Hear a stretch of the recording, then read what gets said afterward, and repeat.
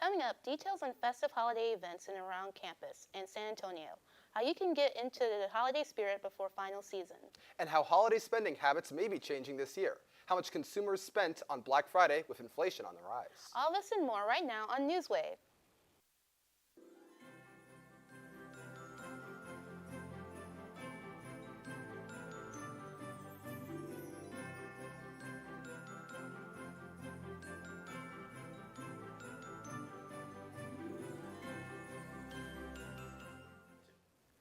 Welcome back to Newswave and to our last broadcast of the fall semester. Today is Friday, December 5th. I'm Kiara Taylor. And I'm David Nelson. The holidays are in full swing here at Trinity, and there are many festive events on campus to get you in the spirit.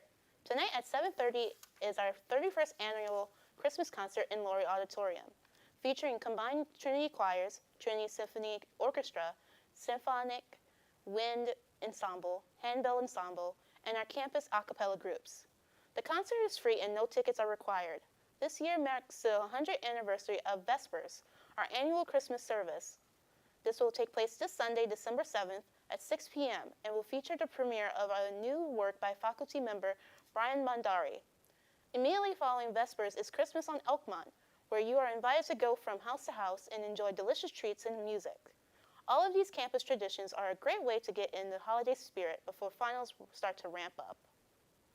In other news, a survey by the JID Foundation, an organization dedicated to promoting mental health and wellness among students, was completed and presented to SGA. According to the Trinitonian, almost half of students who took the survey felt they reported isolation at Trinity, and 40% reported they felt low belonging.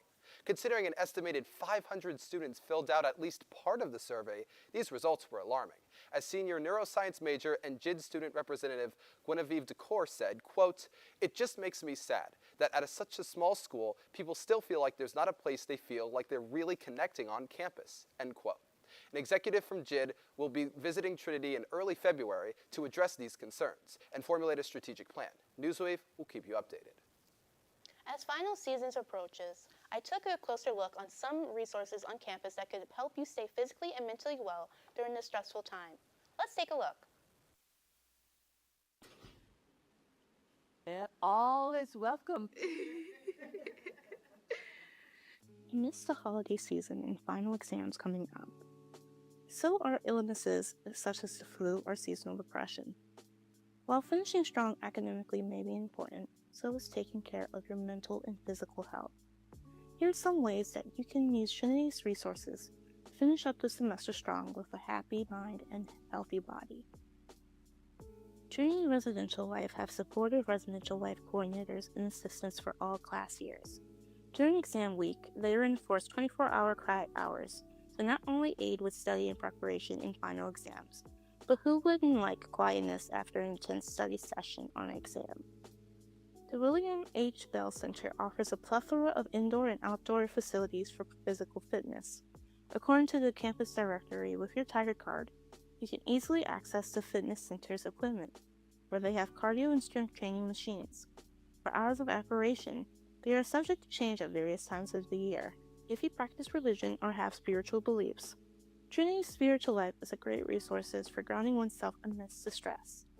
They offer opportunities and guidance for prayer, meditation, and reflection to help calm your mind and improve your focus when preparing for or taking your exams.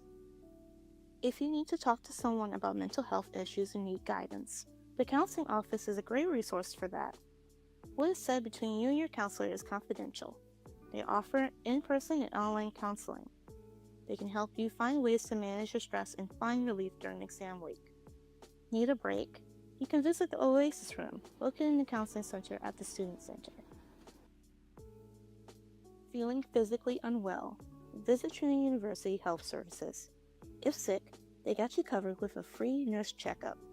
According to this section of the Trinity website, most of their services are available to students at no charge, and nurses and physicians can assist with a range of healthcare needs. Finally, knowing your body and its limits are crucial, especially for times like the exams. Plan your workload and free time accordingly. Get as much good sleep as you can, and don't forget to feed yourself. This is Kiara Taylor reporting. Good luck, my fellow Tigers. Last week, Trinity celebrated the naming of the Carlos Alvarez School of Arts and Humanities. The celebration took place at the Ruth Taylor Courtyard and provided an opportunity for the students of the school to show their work. The event began with performances from the Trinity Choir and other students who play instruments. People at the celebration then had the opportunity to hear poetry readings and visit the Dickey Hall Art Gallery, where students were able to showcase their work. The event was held to honor the entire Alvarez family, who provided the school of $25 million contribution. President Vanessa Beasley spoke at the event and said in reference to the family, quote, "They understand something vital, that the arts and humanities are not a luxury, they are essential. They help us reflect on what it means to be human, to see and listen across cultures, time, and perspectives," end quote. Coming up, Trinity professor and former mayor Ron Nirenberg is running for county judge. Details from his executive discussion with the Trinitonian. And your weekly weather update and a closer look into if we can get a white Christmas in Texas. We'll be right back after this short break.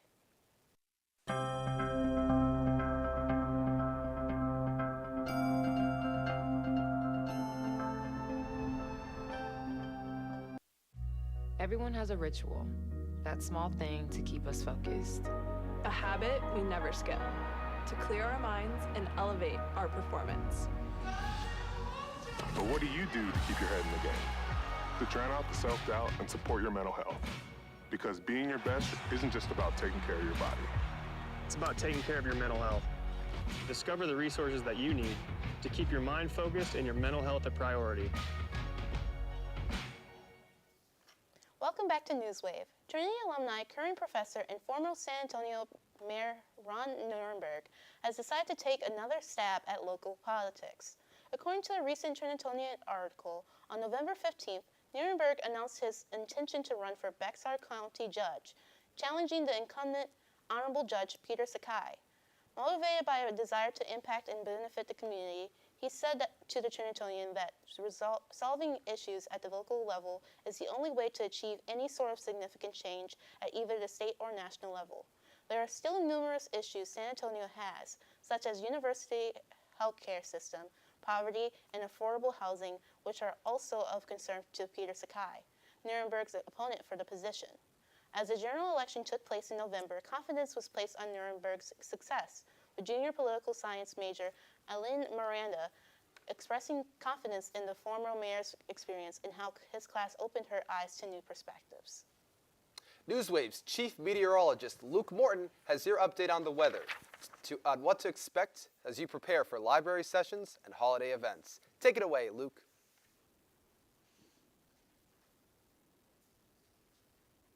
Good afternoon, everyone, and welcome to, unfortunately, our last Newswave of the semester.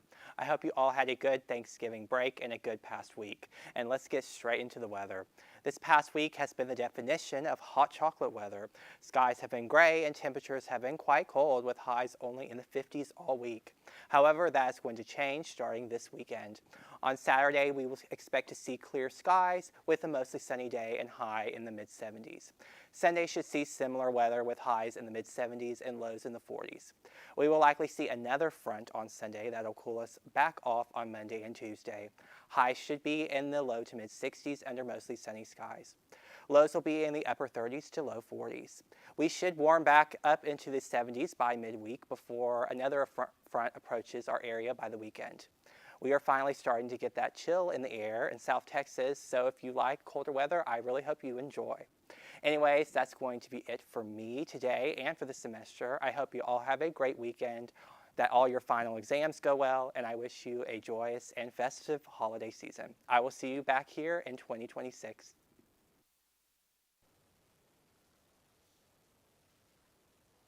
With the holidays coming up, San Antonio offers plenty of opportunities to celebrate this festive season.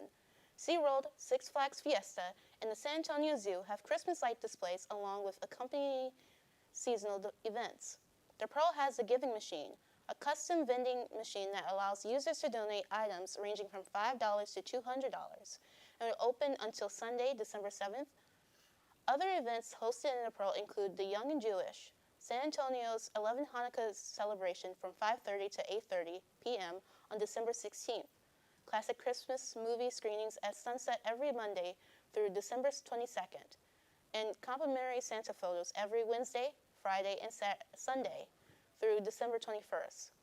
Pullman Market's first Tamale Festival will take place on December 13th from 1 p.m. to 5 p.m. For more events, visit the San Antonio Report. Before the Thanksgiving break, an event was put on by campus group Trinity Students for Justice in Palestine, called Art and Aid for Gaza. Newswave reporter Emma Holcomb has us an exclusive look on the event. Let's check it out. On Tuesday, November 18th from 10 a.m. to 1 p.m., Trinity Students for Justice in Palestine held a fundraiser alongside Doctors Without Borders in order to raise support for humanitarian aid in Gaza. They sold cookies, brownies, baklava, art, and accessories. Many people stopped by purchasing goods, making the event a success. The Farmer's Almanac suggests that Texas may see some early winter weather, including rain and snow in the weeks leading up to Christmas. The long-range forecast shows potential wet snow in central and north Texas by mid-December, and even for south-central Texas between December 20th and 23rd. While the outlook for Christmas Day itself is mainly rain, a white Christmas in Texas is not impossible. Amarillo has seen snow on the holiday 12 times since 1892, and the Dallas-Fort Worth Metroplex has a 12% chance, with 24 recorded white Christmases since 1841. Further south, Corpus Christi saw a historic 4 inches of snow in 2004. The National Weather Service said, quote, Christmas 2004 will be remembered for the historic snow event that blanketed a large portion of South Texas, end quote. The National Climate Data Center defines a white Christmas as having at least an inch of snow on the ground on Christmas Day. Although a truly white Christmas is rare for most of the Lone Star State, residents can still hope for a few magical flurries during this holiday season. Coming up, details on American holiday spending this year, and a look into Trinity student listening habits. Don't go anywhere. We'll be back in 60 seconds.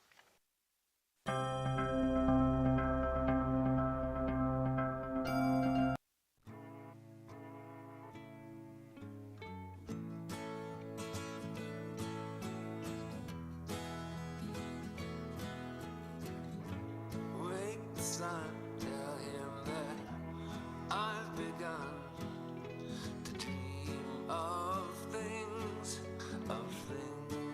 to come, and tell the trees not to look for me.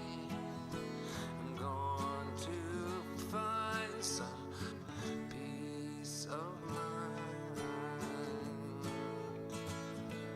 Wake the sun, wake the sun, wake the sun, wake the sun.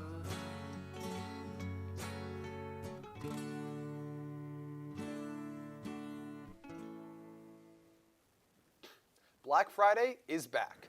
But despite strong spending numbers, shoppers are getting less bang for their buck due to inflation and modest discounts. CBS News stated that this year, Americans spent a record-breaking $11.8 billion online on Black Friday, which is a 9.1% increase from last year.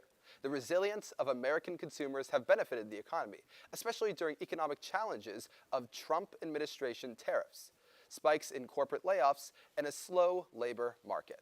Although this spending boom appears to be uneven, a large amount of the purchases made came from the top 10% of earners. Middle and lower income households likely spent less due to the rising costs and inflation. While retailers appear to be benefiting, others continue to struggle. Spotify Wrapped came out this past Wednesday, and a lot of people have been reflecting on their listening habits from 2025. Newswave reporter Odalise Caballero asked students to predict who their top artist and song may be. Let's see what their guesses are. Spotify Wrapped is set to release this week, and based on previous release patterns, the expected drop date is Wednesday, December 3rd. Every year, Spotify gives a recap to its listeners on their top artists, songs, and genres. So today we're going to go around asking students what their predictions are for this year's recap and whether it matches their listening habits. So let's dive in and see what everyone had on repeat this year. Hi, what's your name? Hi, I'm Jose Hernandez. What are your predictions for your Spotify for this year? I think my number one song is gonna be D-Liz. D-List from what artist? Bad Bunny and Arcángel. Okay, yeah, I love those. Hi, what's your name? Jasmine. And what are your predictions for your Spotify Wrapped this year? I think my number one artist is going to be Danny Ocean. And what songs do you think you'll get from Danny Ocean? I think it'll probably be Vitamina or Monaco. Oh, those are great ones. Thank you. Hi, what's your name? My name's Angel. What are your predictions for this year's Spotify Wrapped? Yeah, my predictions for this year's Spotify Wrapped, I think is between two artists, so Kid Cudi and Daniel Caesar. And what do you think are the top songs from those artists? Yeah, from Daniel Caesar, it would currently be Call on Me. He dropped it not too long ago, so I've been listening to that for a while. Now for Kid Cudi, it would be Mojo So Dope. It's a pretty older song, so it's been out for like 10 years, but we're listening to it again. Awesome, thank you so much. Hi, my name is Carmen, and I think my number one on my Spotify Wrapped is either gonna be, there's a few things. I feel like it could be maybe the Cranberries if I listened to them enough, which I don't know if I did, or maybe like Sublime or something. I don't think I'm right with either of these, but yeah. Hi, what's your name? Hi, I'm Sofia Mendoza. What are your predictions for this year's Spotify Wrapped? Ooh, good question. So for top artists, it's definitely going to be Rauw Alejandro. Yeah. And top three is definitely going to be Rauw, The Neighborhood, and Latin Mafia. Ooh, those are great ones. And what about the top songs from those three artists? Oh, okay. Dos y Doce for Rauw Alejandro, Void by The Neighborhood, and Siento que merezco más de Latin Mafia. Oh, that one's great. I think for Latin Mafia, because I also think I'm going to get that one for top artist. I think for top song, I'm going to get Continúa Atardecer, but we'll see what happens. Thank you so much. Hi, my name's Nicole, and I think that my two top artists for this Spotify's Wrapped will be Tame Impala and Frank Ocean. And probably the two top songs will be Yes, I'm Changing by Tame Impala and Nights by Frank Ocean. With Spotify Wrapped right around the corner, we'll soon find out who really knows their listening habits and who's in for a surprise. I'm Odalis Caballero with Newswave, and this has been your Spotify Wrapped preview. See you next time. According to USA Today, on November 30th, President Donald Trump said he will look into the second strike of an alleged drug boat in the Caribbean. The second strike, initiated on September 2nd, killed 2 people. On November 28th, a Washington Post report alleged that Pete Hegseth gave a directive to leave no survivors. Hegseth has denied these claims, and Trump allies have questioned the accuracy of the report. In his response, President Trump defended Hegseth, saying, quote, "I don't know anything about it, but he said he did not say that, and I believe him, 100, end quote. The administration has carried out strikes on at least 21 boats in international waters, killing 83 people. The legability of these strikes is being questioned nationally by Democrats in Congress and internationally, as the United Nations High Commissioner for Human Rights has stated that they violated international law.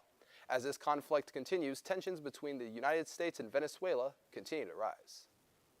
The Transportation and Security Administration has announced plans to introduce a $45 free fee to travelers who lack Real ID. ABC News reports that this fee will be put into place on February 1st, 2026. Real ID was first introduced in 2005 as part of the Real ID Act passed by Congress, but the use of Real ID has not been formally mandated by the TSA until this year. To note if your ID counts as Real ID, check for a star symbol in the upper right corner of your driver's license. TSA has stated that at least 94% of travelers already use Real ID, and has stressed that these fees have been put into place to support airport security modernization. Steve Lorentz, TSA Deputy Executive Administrator for Security Operations, said, quote, "The fee was necessary because we needed to modernize the system. We needed to make sure that the system is safe," end quote. Even with a $45 fee, the TSA has cautioned that travelers without Real ID still may not be able to pass through airport security checkpoints, knowing that it can be difficult to determine the identity of someone traveling if they are not using Real ID. Still ahead, a look into holiday festivities around the world and an update on the most recent meeting between U.S. and Russia. We'll be back in 30 seconds.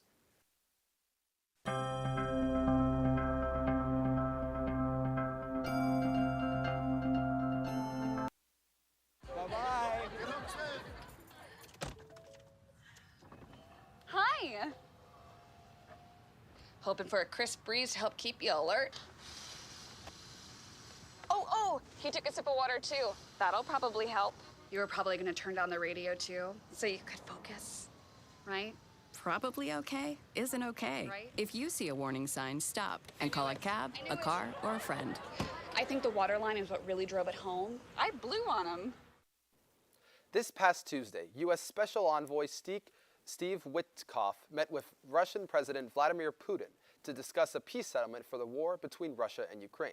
According to the BBC News, after a 5-hour meeting, Putin's senior policy advisor, Yuri Ushakov, said that there was not a compromise found and that, quote, some of the U.S. proposals look more or less acceptable, although they need to be discussed further, unquote. This discussion followed many days of meetings between the U.S., Ukraine, and other European leaders to discuss more peace plan negotiations, including the main points of contention, which are Ukrainian territories seized by Russia and security guarantees for Ukraine.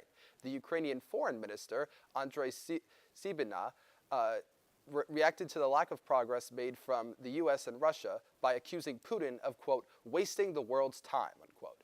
Although no progress has been made of now, the BBC reports that Putin is ready to meet with the U.S., quote, as many times as needed, unquote. Our sports editor, Ian, is out this week, but we still have a brief Trinity Sports update for you all.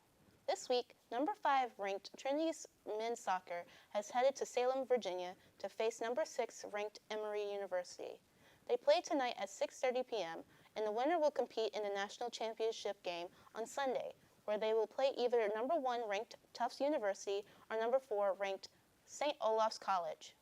This past Wednesday, 11th ranked women's volleyball won 3-2 over number 7 ranked Colby College in the NCAA quarterfinals. However, the semifinals did not go as well, as they lost to the number 2 ranked University of Wisconsin-Oshkosh in 3 sets. Despite the unfortunate ending, being one of the final 4 teams remaining is an impressive accomplishment in a successful season. Also on Wednesday, women's basketball took their first win of the season over Concordia University, winning 111-57. They play again tonight at 6 p.m. at home against Texas Lutheran University. That's not the only Trinity sports action happening this weekend, though, as Trinity football will play Berry College in round 3 of the NCAA playoffs. The game will kick off at 11 a.m., so be sure to tune in to cheer on the Tigers. According to Business Insider, there are multiple forms of Christmas customs celebrated around the world. Here are some countries that practice their Christmas spirit in their own style. Starting with the United States, children leave cookies and milk for Santa Claus and hang up their stockings against a fireplace in the hopes that they will wake up to presents underneath the tree.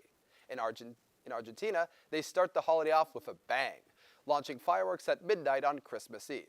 After a late dinner, in Kenya, people hold their loved ones close and decorate on local cypress trees and or local evergreens. These are only a few of the countries that celebrate, showing there are many ways to enjoy the holidays.